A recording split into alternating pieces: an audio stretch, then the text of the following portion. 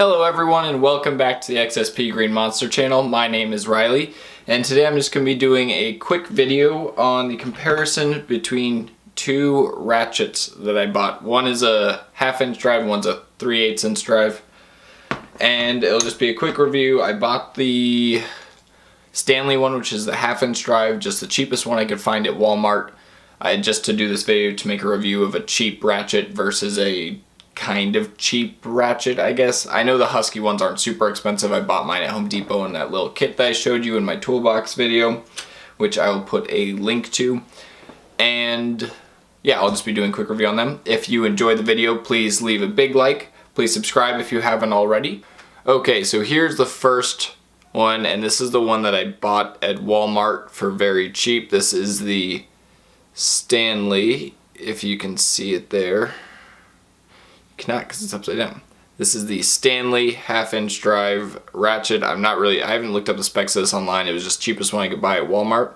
And this is going to be a little bit of an interesting video since it's going to be a 1/2 inch drive versus 3/8 inch drive, but I just kind of wanted to go over some of the things you could see in a cheap-ish one. I think this one was about 15 bucks at Walmart, so they probably marked it up a little bit. One thing I noticed is that even for being cheap, it does have a nice big head, so I'm not too worried about that breaking or about the gears in there being too small. It has an extended button right there. You can see it sticks out off the surface, but it also pushes this through, which is one thing I might think might cause a problem. And it has a switch here, which extends off the surface as well. It isn't flush. It's a normal ratchet handle and 3/8 drive. And this is the other one. This is the one I've had for a while. This is my Husky. Let's see if you guys can see that engraving on it. This is a Husky 3/8 drive, and it's got push button on top, and the thing, all you can see, it's much more flat compared to that Stanley. Got switching, obviously still push, but this one doesn't push anything out the end when you push it, which I think is interesting. And for the quick comparison, this was like a $70 kit that this came in. So still pretty cheap, but not quite as cheap. So here they are. And you can kind of see that they're equal on this side. You can kind of see that the Stanley actually isn't that much longer for a 1/2 inch drive. I did also buy this one just because I need one to use with my 1/2 inch drive sockets that I got with my torque wrench. So, a quick head comparison, you can see that the Stanley sticks up a lot more. And I'm not sure if I like that or not. I kind of like that this one is inset. It's not going to catch on anything. And it does have a really nice spring rate. That might be because I've just used it a little bit more. This one's actually kind of difficult to press in. And I'm a little worried actually that this one, you can see it sticks out when you press the button, but this one doesn't, the 3/8. Whereas this one, that little thing sticks out. I could see if you had some really weird shallow socket where it wasn't open in the middle, that could actually cause problems and hit the bottom of that socket, which wouldn't allow you to release the socket very well because it wouldn't allow it to physically release. So that's one thing that worries me. The other thing with this one is on this side you can see kind of that there's two little kind of bumps right there and how this is an inset, and then on this side there's these two screws. Whereas on this one, the head is clean, there are no screws, and there's actually, this is inset, and there's that little retention ring in there that you guys can kind of see. So I'm assuming to remove this, you'd remove that retention ring, this whole assembly would pop out of the socket, whereas on this one it has these two little star bolts. So that is one thing that worries me a little bit. I don't think this retention ring on this one will ever really pop out from dropping it. It looks like it's a pretty thick retention ring. It's really in there. But I could see these screws rattling out after a few years of use, and then you have this which won't sit in there anymore. So that's one thing that I don't really like about this one. The other one is right here on this handle. You can kind of see it has a lot of play before it actually catches. And I'll try and get it so you can hear it. it sounds, there's a lot of play when you go to move it, and this button itself has a lot of play on it. You can see how much I'm moving my finger there. You can kind of see it moving.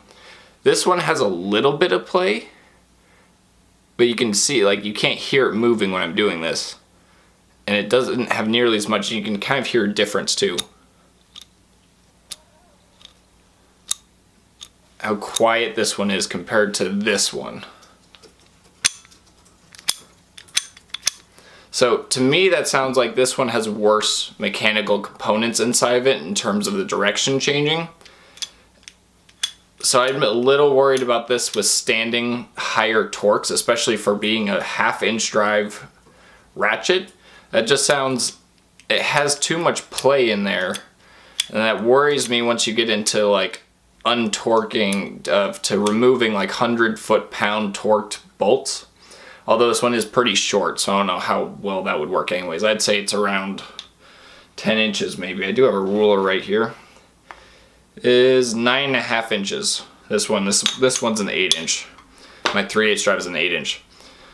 So there's that. I mean, they're both solid steel. I'm not too worried about that. This one's a little bit thicker than this one, as you can see. But, I mean, I think it's pretty good for the price. I just needed to use my 1/2-inch a little bit, but I just thought I'd put out this little video kind of saying, you know, the difference between a cheap Walmart tool and something you buy at Home Depot. Even though this head is bigger, I really don't like that noise that this one's making. So there's kind of my quick review on a cheap ratchet versus this definitely isn't an expensive ratchet, but it is a ratchet that has done me very well, and I put a lot of torque on this thing without it ever having any problems, without breaking any teeth on the inside, anything, and I've had other ones break before, so I'm actually really happy with this Husky. This is a Husky branded ratchet, and I know they're not that amazing, but I mean, it's worked for me very well, especially for just kind of a do-it-yourself at home person. And I got this one partially for the video, partially just because I wanted to have a 1/2-inch drive ratchet for my 1/2-inch drive sockets. And I'm happy with the build quality of it. Like, for how cheap it was fine, and for what I need to do with it, just loosening bolts after I've broken them loose with my breaker bar, or putting them on when I don't want to, or just ratcheting them down a little bit before I put them on my torque wrench.